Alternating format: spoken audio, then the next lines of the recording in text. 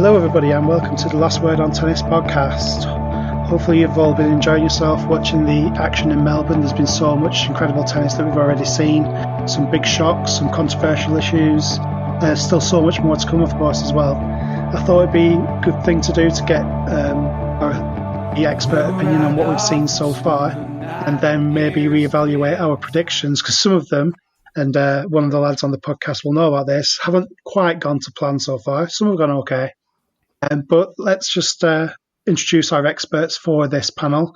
We've got a debutant on the podcast this week. It's Gavin. Hi, Gavin. Hi, guys. How are you doing? Would you like to introduce yourself to the public? Sure, yeah. So I'm from Glasgow. Been following tennis for a good 10, 15 years, pretty much most of my life. I'm currently 21 at uni now.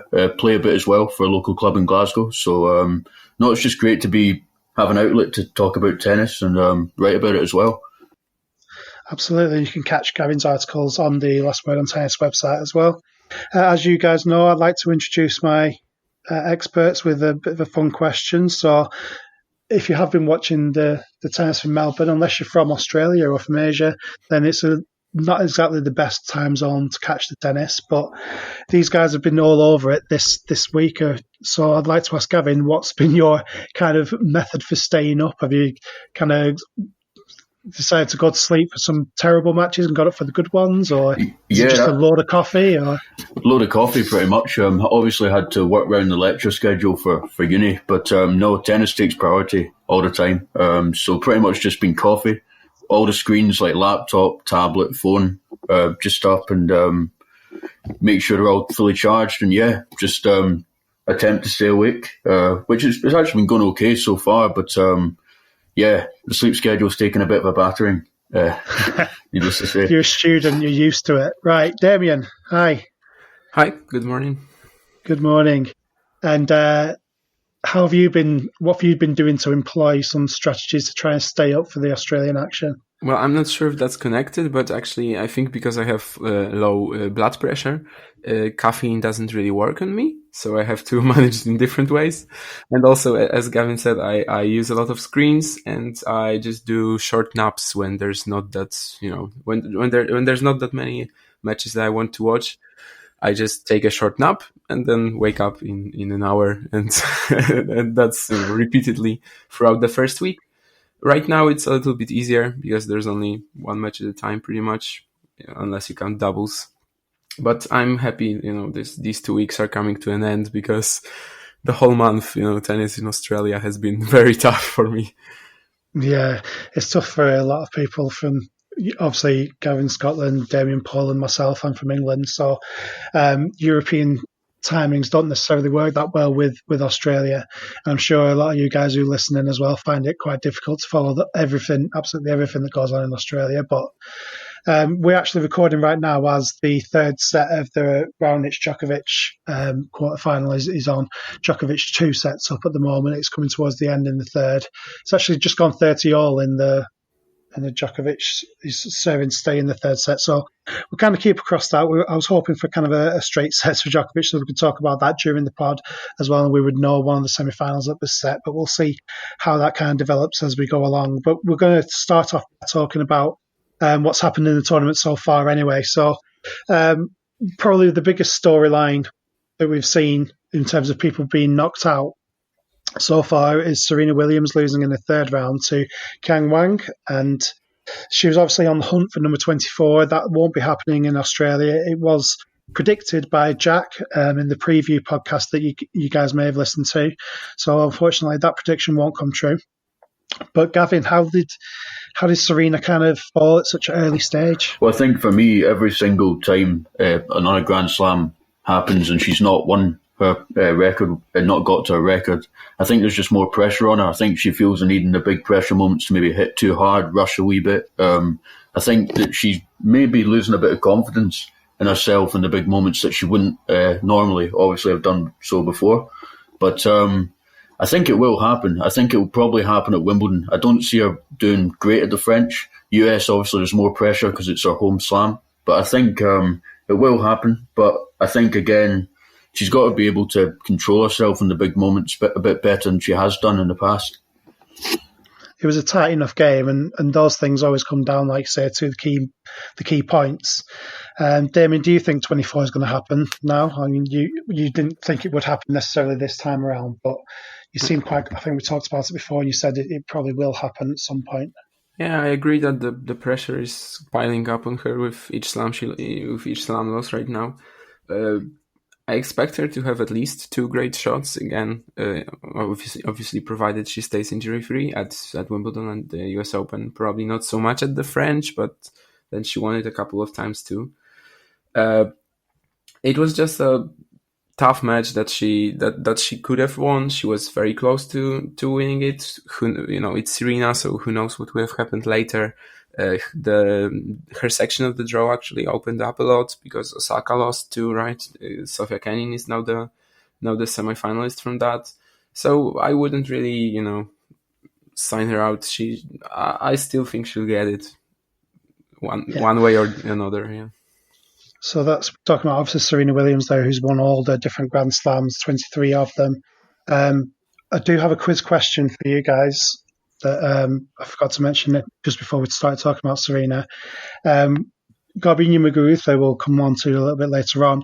She's aiming to win her 3rd Grand Slam title, having already won 2 different ones, Wimbledon and the French Open. So she'll be aiming for 3 different ones. There's been 5 women previously who've won 3, not 4. So we're not talking about the likes of Navratilova or Graf that have won all 4. We're just talking about players that are missing 1.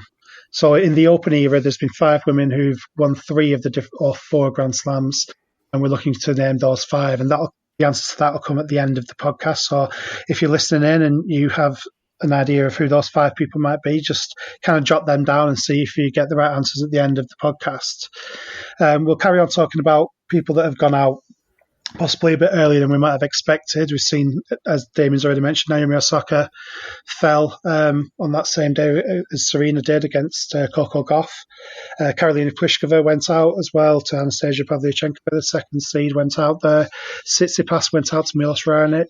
Shapovalov went out in the 1st round, and he was someone that I was quite high on for doing quite well. So there's been quite a few significant losses. Not anyone massive from the men's draw. The big 3 are still there at the moment.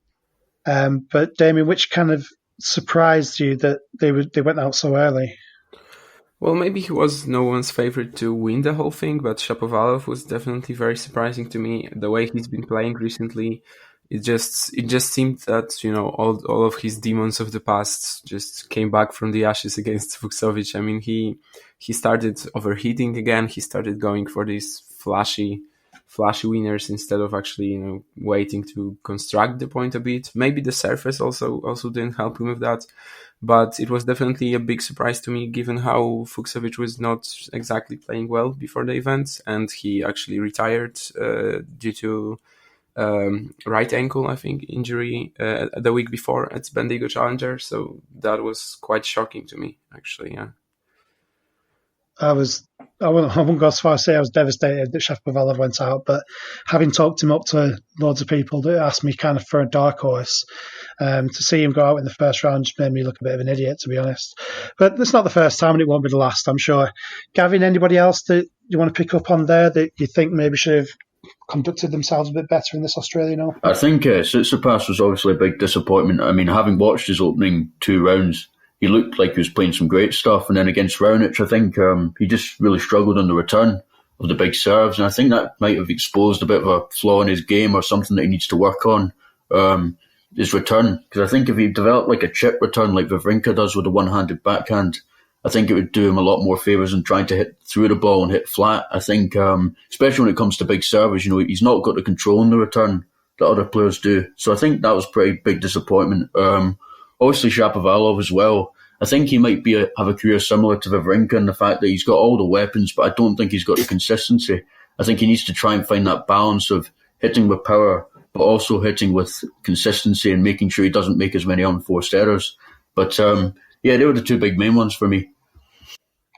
Yeah, I don't think we'll be giving up on either Tsitsipas or Shapovalov just yet. Obviously, they're very young men, and at least they've got kind of clear areas to work on with the coaches, and it's something that they can improve kind of throughout their career. You mentioned there about the surface Damien, there's been, obviously this is a different type. I think it's the green set surface that they've moved to. The ball conditions have been talked about quite a lot as well. The cooler temperatures in Melbourne, usually it's baking hot down there. It's not quite been so hot during the days that we would usually expect. What's kind of been your feeling from the players, what they've said, and how you think that's affected the tennis that we've seen? Well, in the court speed discussion, there is always, a lot of speculation, not many actual facts and statistics, but like from what the players said, the general consensus is that the balls are actually very heavy. They also I think they also changed the balls this year. They are very heavy. They get like after a couple of games, they get very fluffy and simply start playing even slower. I don't think it's quite to the liking of many players, but there are a couple who definitely like it, like Dominic Thiem. I think that has been probably a big reason for his success here. He's never been past round 4 in Australia before.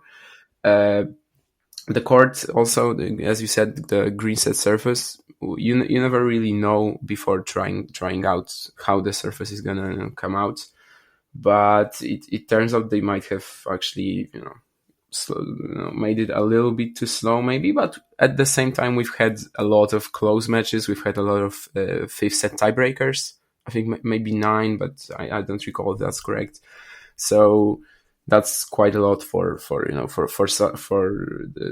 reportedly such a slow surface. Yeah, there seems to have been quite a few fifth set tiebreakers. And Gavin, what's your kind of take? All the different Grand Slams have different ways of ending the matches now, which is quite unusual. What's your take on the Australian version that you get to 6-all in the fifth and have a 10-point match tiebreak instead of the 7-pointer? Well, being honest, I'm not a big fan. I quite like the traditional win by 2 games. I mean, I know you get the occasional freakish long match, but I think it kind of does more than, just ending a great match with a 10-point tiebreak. I think it might add something in the moment, but I think in terms of like, you want to keep watching a great match, obviously, and I think the winning by 2 games, it's more fairer than just saying, right, you've won 2 sets each. We go down to whoever wins 10 points. I just think it detracts a wee bit from the big Grand Slam stage and the challenge of winning a Grand Slam match. But I think it's definitely it's definitely better than at Wimbledon. I think the 7-point tiebreak at 12-12 is it's so unfitting for a match that at this point usually lasts like at least 4 hours to end on a tiebreak. We've seen, I think, 2 tiebreakers at 12-12 last year at Wimbledon, right? Djokovic, Federer, and there was one in doubles. I think Continent and Pierce maybe won that. I don't remember. But anyhow, both of them were, just felt really short after such a long fight. I think the 10-point tiebreaker is a much better option. I liked the, just winning by 2 games a little bit more as you, but I also get why it might be tough from schedule, because of scheduling issues that for example, that Isner Anderson match at Wimbledon 2 years ago caused, right? But I generally like all the 10-point tiebreaks that we've seen already. I think many of them were great fun, and it's good that they didn't end at 7 points. Yeah, I definitely prefer the 10-point tiebreak to the 7-pointer. I'm not as stuck to the winning by 2 games. I used to trade tennis for a living, and I have to say it was a complete nightmare having the two game thing, because you could have been sitting at your desk for about 6 hours on just the one match. And I think that's the way that the schedule has probably looked at it as well. At least you do know that there is going to be an end point. But at the same time, I think the players take that into account when they get into a fifth set quite a lot as well. They know there's going to be that end point. And then Australia, with it only being at 6, I think sometimes they kind of cruise up to that point knowing that, well, if I just take it, it's a bit like having a penalty shootout at the end of football matches. A lot of players will just think, well, we'll just take our chances in the penalty shootout. I think a lot of time players do just think, well, I'll just take my chance at the tie break at the end of the match. But anyway, that's a debate that will rumble on, I'm sure. And as we get to all the different Grand Slams, we'll maybe talk about each kind of one in turn. Obviously, we just want to review the action that we've seen overnight. We had the 2 women's quarterfinals kind of early on, which saw Ashley Barty making it through